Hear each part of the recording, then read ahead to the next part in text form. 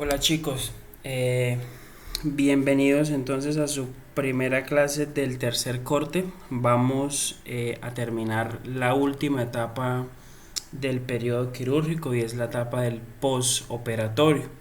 Como su nombre lo indica, pues básicamente es la última etapa en ese periodo postoperatorio y es cuando ya el paciente termina eh, el final de una cirugía y asimismo pues entonces empieza la recuperación completa de ese paciente, ya sea parcial, con o sin secuelas. Acuérdense que las secuelas son aquellos episodios de la enfermedad o aquellos signos y síntomas que pueden quedar.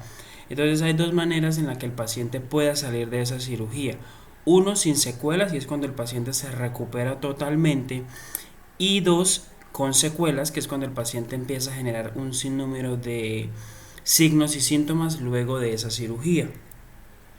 Vamos a ver entonces esas etapas porque a su vez la etapa del postoperatorio se divide en etapas. La primera etapa es el periodo inmediato, la segunda es el mediato y la tercera es el alejado o también conocido, lo van a encontrar mucho con el nombre de tardío. En el posoperatorio inmediato, pues básicamente en esta etapa es donde se controlan aquellos signos vitales. Ya ustedes saben los signos vitales: presión arterial, pulso, respiración, frecuencia cardíaca, que es el mismo pulso, temperatura, saturación de oxígeno. Y también implica algo muy importante y es vigilar la permeabilidad de las vías aéreas. Siempre es importante verificar en ese periodo inmediato que no haya obstrucción de las vías aéreas, tanto superiores como inferiores. Acuérdense que las superiores son la nariz o fosas nasales y las inferiores es la boca, que también hace parte de la cavidad oral y también hace parte del sistema respiratorio. Entonces acá encontramos algunos cuidados de enfermería en ese posoperatorio.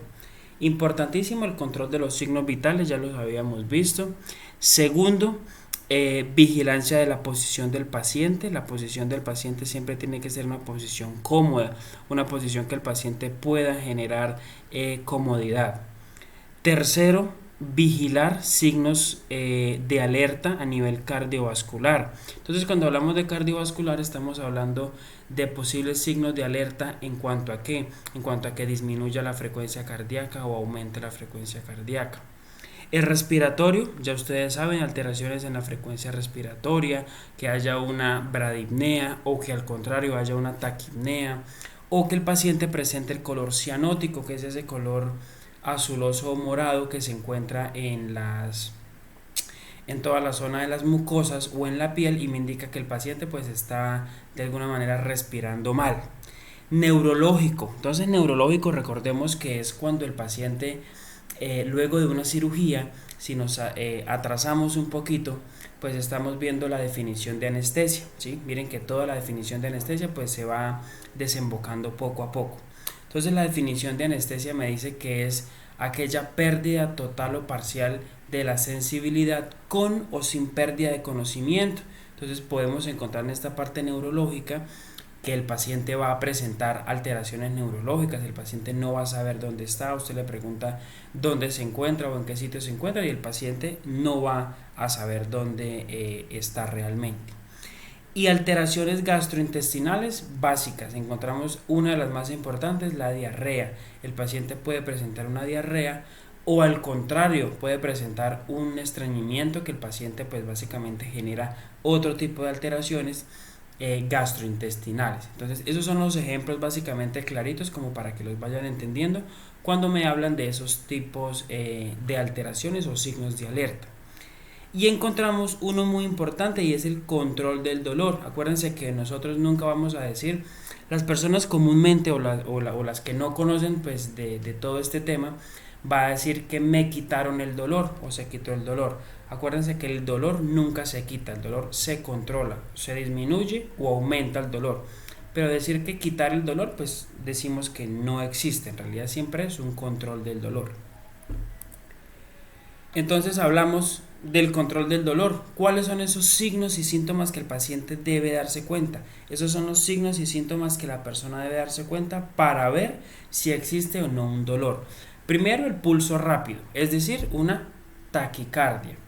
respiración rápida y profunda, es decir, una taquipnea, aumento de la presión arterial, una hipertensión, sudoración, vamos a ver el paciente pálido, vamos a ver una tensión muscular o unas en la cara, vamos a ver digamos que como unas facies, ¿sí?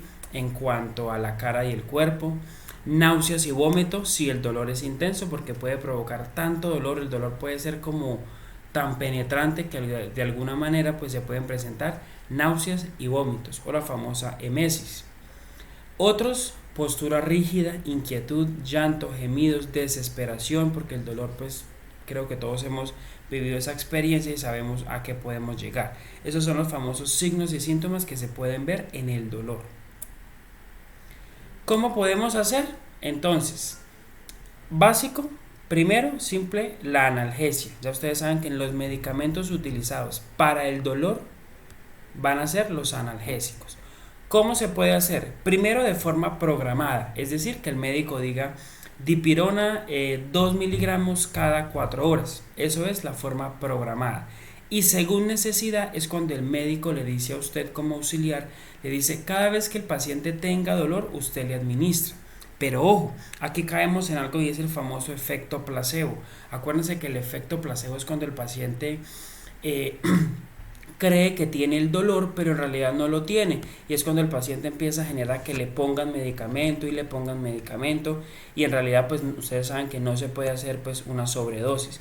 Entonces ahí es donde juega el famoso efecto placebo, que es ir como a sacarle un poquito de solución salina, ¿sí? Y hacer ver que en realidad se le está poniendo el analgésico, como para confundir el paciente de modo de no llegar a una sobredosis. Entonces acuérdense que pueden ser de dos, de forma programada o según la necesidad.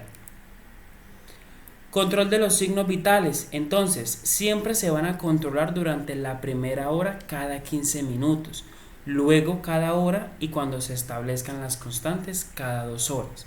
Entonces, se hace a los 15 minutos, a la hora y cada 2 horas.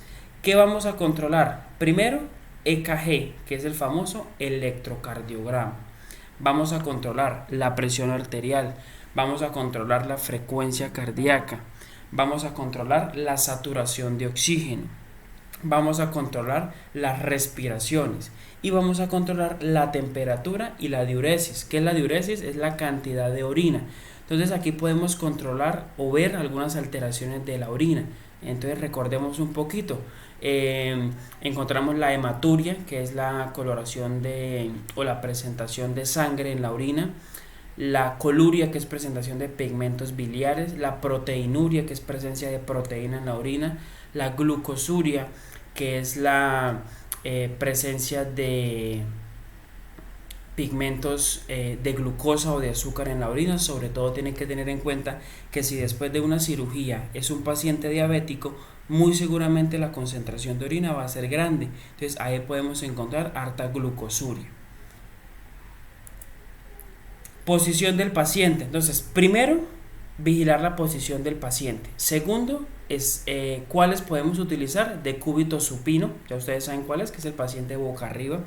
Semifowler, pero esta semifowler no va a ser la que conocemos normalmente, que es de 45 o de 90, sino va a ser de 30 grados. Entonces digamos que es una semifowler semiacostado, se puede llamar.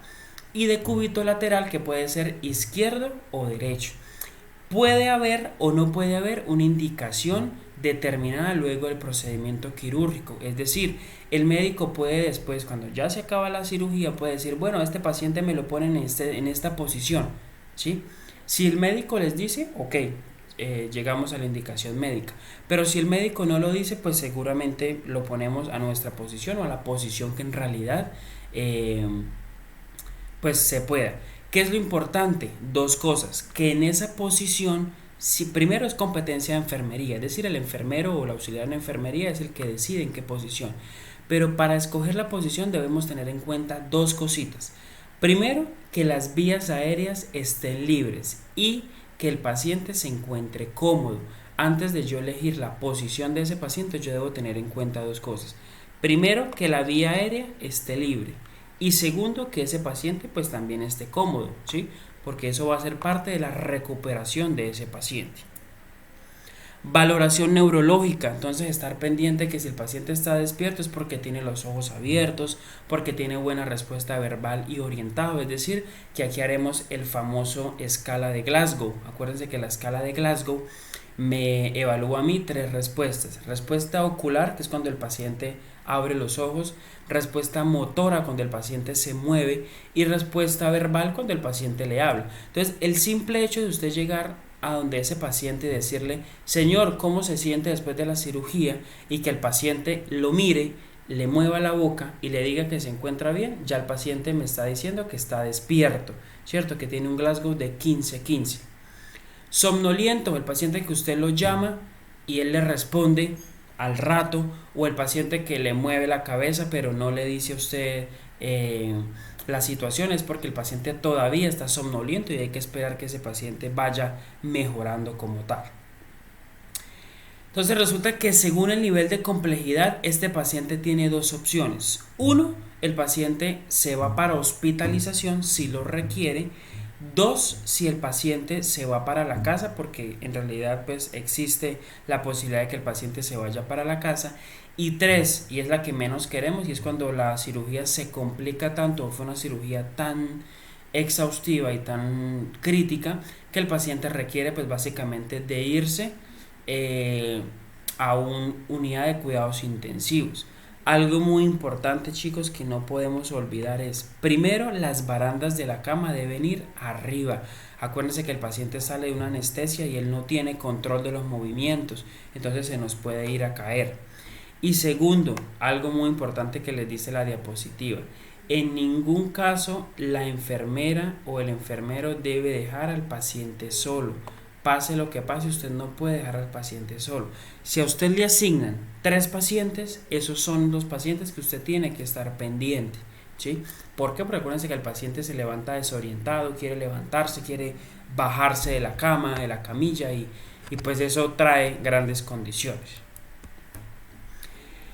Siempre vamos a aprender o a pretender básicamente de poder prestarle atención a la aparición de las hemorragias. Ojo, toda cirugía tiene sus riesgos. Uno de los riesgos que más se puede presentar en una cirugía, así sea de una uña encarnada, por muy mínima que sea, es la hemorragia. Siempre vamos a encontrar una hemorragia. Entonces encontramos dos tipos de hemorragia. Conozcámosla. Primero, la hemorragia interna y la hemorragia externa. Cuando hablamos de hemorragias, es el aumento de ese sangrado, ¿cierto? Que se puede ver bajo un dren, bajo una herida. ¿Y qué vamos a encontrar? Vamos a encontrar primero hematemesis, ¿sí? Que es vómito con sangre. El paciente va a empezar a vomitar sangre.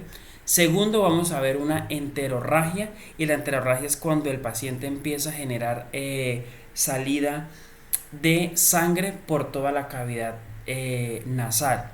Y la hematuria, ya ustedes saben que es la presencia de sangre en la orina. Entonces, ¿cómo sabemos si el paciente se encuentra en un sangrado interno o en una hemorragia interna? Primero, hematemesis, que es vómito con sangre; enterorragia, que es salida de sangre excesiva por la nariz; y la hematuria, que es la presencia de sangre en la orina. El paciente empieza a orinar rojo.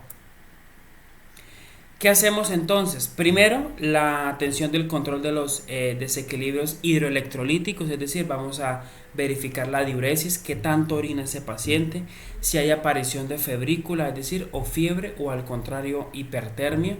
Vamos a verificar el balance hidroelectrolítico. ¿Cómo verificamos el balance hidroelectrolítico? Lo vamos a verificar con el control de lo que hicimos la primera clase, y es el control de líquidos. Cuando pusimos a ese paciente y controlamos los líquidos. Vamos a hacer una valoración de la función intestinal a través de los ruidos intestinales, ¿cierto? Vamos a ver una eliminación urinaria, es decir, que el paciente orine y elimine totalmente su orina de la manera adecuada. Y un postoperatorio lejano, pues entonces vamos a hacer, y es cuando ese paciente ya se prioriza el control de la evolución, ya cuando el paciente digamos que se ha recuperado en un 90%, si es que se le puede llamar, y lo que hacemos es tratar poco a poco a ese paciente. Eso básicamente es, chicos, el posoperatorio. Entonces espero puedan volver a ver este video para que puedan volver a retomar. Muchas gracias.